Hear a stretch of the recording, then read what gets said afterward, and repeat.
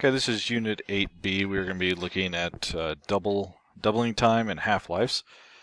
And so we've been talking about a lot in the last lesson about exponential growth and how it leads to, we looked at some repeated doublings. We can look at exponential decay, which leads to repeating halvings. However, in most cases of exponential growth or decay, we have a given rate of growth or decay, which is usually a percentage, rather than the time required for the doubling or the halving. So in this unit, we'll convert between growth or decay rates and doubling or halving times. Now, before we get into that, there are going to be a couple skills that you're going to need to recall as you move forward when we talk about these things, decay rates and doublings, and this goes beyond just, exponential growth and decay is not just halving and doubling. You can triple, quadruple, you can cut into thirds, you can go beyond that, but we're going to be looking at specifically doubling versus halving. And then it can be generalized beyond that, but those are two things that are very commonly used. So the first thing we're going to be looking at, some skills are, they can be found on page 506 in your textbook. This is dealing with exponents and logarithms.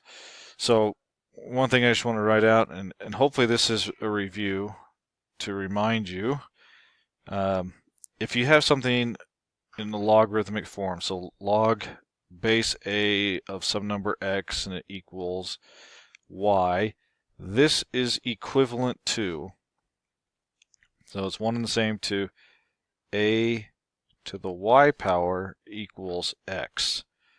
So this a right here, this is what we call your base number, and those two things are equivalent. So you can go from what we call log form, so we can go from log form to exponential form, or you can go from exponential form to log form.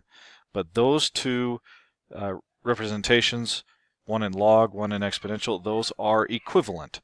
And so hopefully that's something that is familiar to you. I don't expect you to have it all memorized, but and in this lesson we're not going to apply it too much, but in the next lesson we will, so please just keep that in mind. So as we look at this, number 13, we want to determine, is 10 to the 0.928 power, is that between 1 and 10 basically true or false? Well, if you think about it, it's 10 to the 0.29 is really close to 10 to the first, and it's bigger than 10 to the 0. And so we would say something like 10.9 or 10 to the 0.98 is less than 10 to the first, but it's bigger than 10 to the 0. And 10 to the 0 turns out to be 1. So this is 1, less than 10.928. So less than 10 to the first is just 10. So 10 to the 0.928 is definitely between 1 and 10. So this is true. And if you were to type that into a calculator, 10 to the 0.928, you would get approximately 8.472, which again definitely concludes that it is between 1 and 10. Now 10 to the negative 5.2 power, okay, if you look at and review the rules of exponents, or the properties of exponents, 10 to the negative 5.2 is equivalent to 1 over 10 to the 5.2, the reciprocal. That negative exponent gives us a reciprocal. And 1 over 10 to the 5.2 is a positive number. And it turns out if you throw this in the calculator, you get 6.31 times 10 to the minus 6 power, which is positive. So this one is false. It is definitely not between negative 100,000 and negative 1 million. What happens is a lot of people think that the negative on the exponent simply just comes out front, and it does not do that. Negative means reciprocal. So we are false on this one. Now the next one, log base 10 of 96 is equal to, what power, or excuse me, is between 3 and 4. Is that true or false? Well, if you don't have a calculator, there's two ways you can type that into a calculator just for your information. You can type log 96 over log 10, or you can type natural log of 96 over natural log of 10 if you have a calculator. Or if you have, I've got a little, it's called a Casio FX300 ES Plus or something like that. You can actually just type that in. But that will give you an approximation, which I'll give you here shortly. But another way of thinking of this is, like log base 10 of 96 equals what number? And just put question mark for what. If you change that to exponential form, that's 10 to what power equals 96. And then you can get an idea here. Well, 10 squared is 100.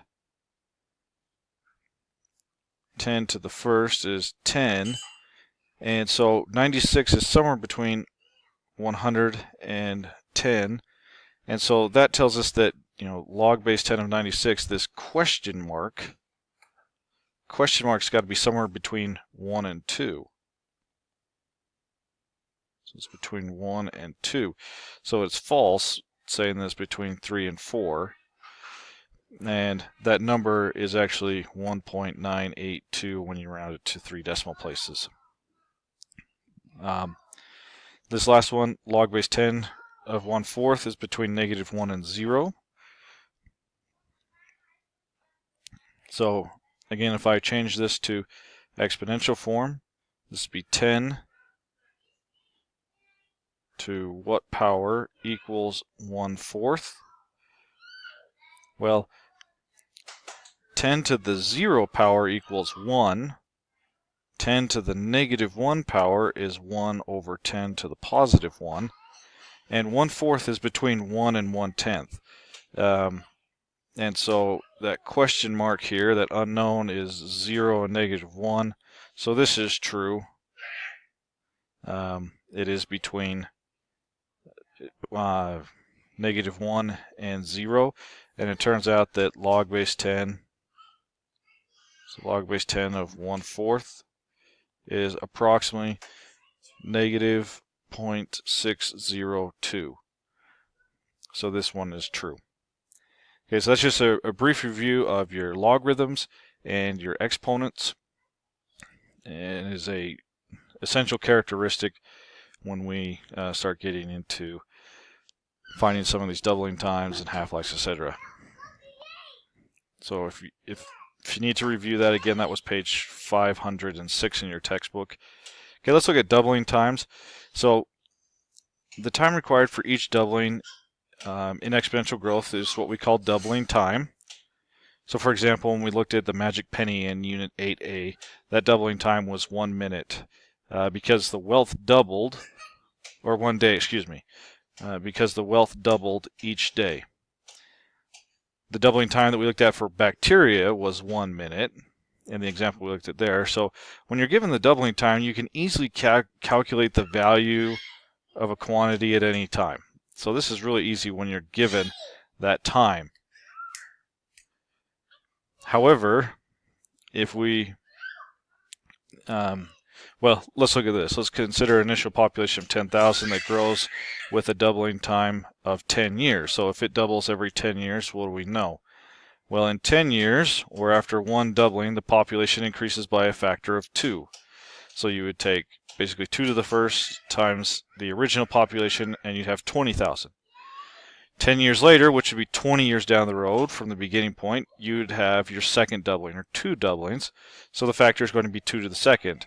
So you take 2 to the second, which is 4, times by the original amount, and you get 40,000.